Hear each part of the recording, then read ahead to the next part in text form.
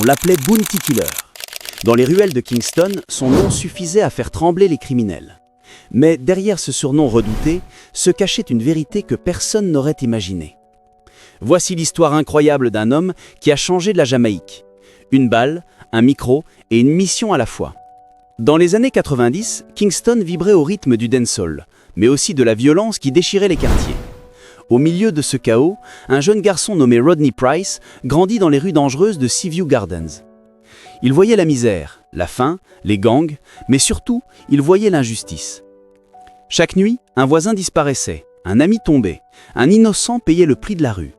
Rodney n'avait qu'un seul rêve, rendre sa voix plus forte que la violence. À seulement 14 ans, il monte sur scène dans un sound system local. Quand il prend le micro, quelque chose explose. Sa voix est puissante, dure, tranchante comme une lame. Le public est choqué. Ce gamin crie la vérité que tout le monde voulait oublier. C'est ce soir-là qu'on lui donne un surnom. Bounty Killer, celui qui vise les injustices, pas les hommes. Très vite, il devient la voix du ghetto. Ses paroles dénoncent la corruption, les violences policières, les guerres de gangs. Il ne chante pas pour plaire. Il chante pour réveiller un peuple qui n'a plus d'espoir. Mais ce succès attire aussi la colère. Des hommes dangereux n'aiment pas qu'un jeune rappeur parle trop fort.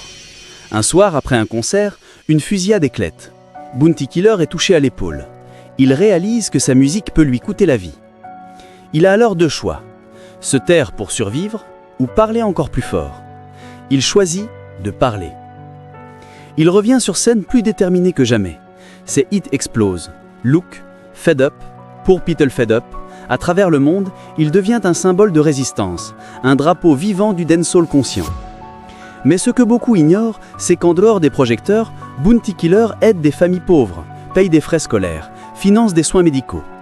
Il comprend que la vraie guerre n'est pas dans la rue, mais contre la pauvreté. Avec le temps, il devient mentor. Il aide des artistes comme Vybz Kartel, Buzzy Signal, Mavado. Il construit une génération entière.